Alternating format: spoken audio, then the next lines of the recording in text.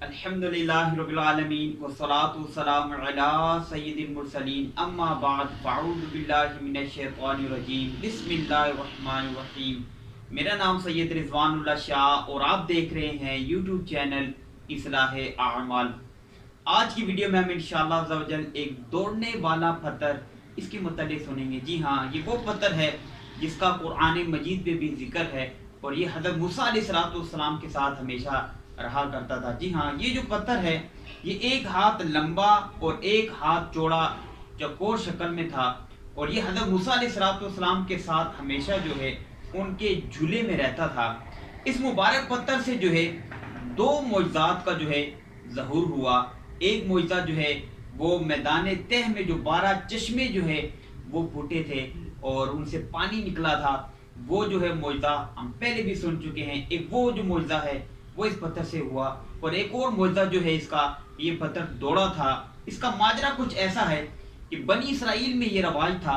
کہ بنی اسرائیل کے لوگ جب غسل کیا کرتے تھے تو وہ ننگے غسل کیا کرتے تھے اور ایک عام مجمع میں، ایک عام مجلس میں بہت سارے لوگ ہوتے تھے اور وہاں پہ وہ ننگے نہایا کرتے تھے۔ حضرت موسیٰ علیہ السلام بھی چونکہ اسی ماحول میں پڑے بڑے تھے لیکن ان کو یہ بات گوارا نہیں تھی اور پھر اللہ تبارک و تعالیٰ کا ان پر یہ خاص کرم تھا کہ ان کو اللہ تبارک و تعالیٰ نے نبوت بھی عطا کی تھی اور وہ چونکہ نبوت میں تھے، اللہ تبارک و تعالیٰ کے نبی تھے، تو ان کو یہ جو باتیں ہیں، یہ حیا سوز اور بے غیرتی والی اور بے حیائی والی جو باتیں ہیں یہ ان کو پسند نہ تھی، لہٰذا وہ عام مجمع میں یوں نہیں نہایا کرتے۔ حضرت موسیٰ علیہ السلام جب بھی غسل کیا کرتے تو آپ تنہائی میں کرتے یا پھر آپ تہ بند باندھ کر جو ہے غسل فرمایا کرتے تھے۔ بنی اسرائیل نے جب یہ دیکھا کہ حضرت موسیٰ علیہ السلام اپنی قوم میں اس طرح جو ہے ننگے بدن جو ہے اور سر عام نہیں نہایا کرتے، تو انہوں نے کیا کیا کہ ایک پروپیگنڈا کیا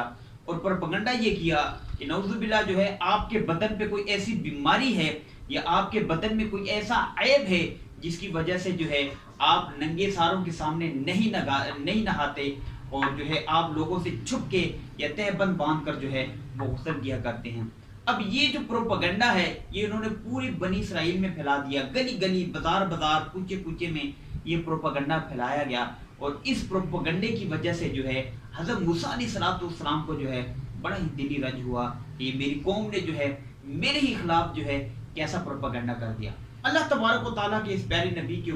کے بارے میں جب اس قسم کی باتیں کی گئیں تو اللہ تبارک و تعالیٰ کی ذات کو یہ بات گوارا نہ ہوئی۔ اب اللہ تبارک و تعالیٰ نے ایسا سامان پیدا کیا، ایسا ماحول ہوا اور یہ ثابت کر دیا گیا کہ میرا نبی جو ہے یہ پاک ہے، اس کا جسم جو ہے یہ کسی عیب میں مبتلا نہیں، یہ بغیر عیب کے ہے، یہ میرے نبی کا جسم مبارک ہے۔ ہوا کچھ یوں کہ حضرت موسیٰ علیہ السلام چند پہاڑیوں کے دامن میں جو ہے وہ آپ غسل فرما رہے تھے۔ جب آپ نے دیکھا کہ کوئی بھی موجود نہیں ہے، ارد گرد موجود نہیں ہے، تو حضرت موسیٰ علیہ السلام نے جو ہے اپنے کپڑے مبارک جو ہے اتار کے اس پتھر کے اوپر رکھ دیے۔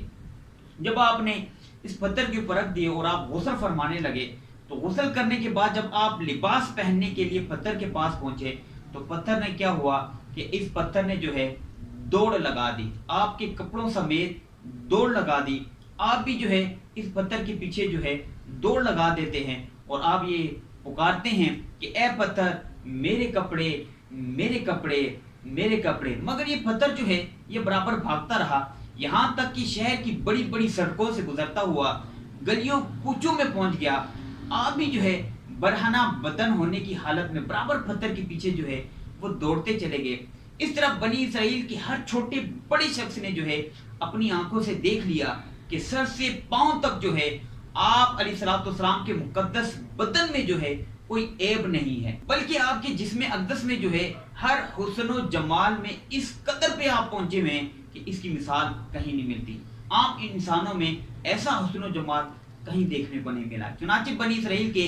ہر فرد کی زبان پہ یہ جملہ رہا کہ خدا کی قسم موسیٰ بالکل بے عیب ہیں۔ جب یہ پتھر پوری طرح حضرت موسیٰ علیہ السلام کی برات کا اعلان کر چکا تو خود بخود جو ہے ٹھہر گیا۔ آپ نے جلدی جلدی اپنا لباس پہنا اور پتھر کو اٹھا کر اپنے جھولے میں رکھ لیا۔ اللہ تبارک و تعالیٰ نے اس معجزے کا قرآن مجید میں یوں ارشاد فرمایا، ترجمہ کنز ایمان، اے ایمان والو جیسے نہ ہو ان جیسے نہ ہونا جنہوں نے موسیٰ کو ستایا تو اللہ نے اسے بری فرما دیا اس بات سے جو انہوں نے کہی، اور موسیٰ اللہ کے یہاں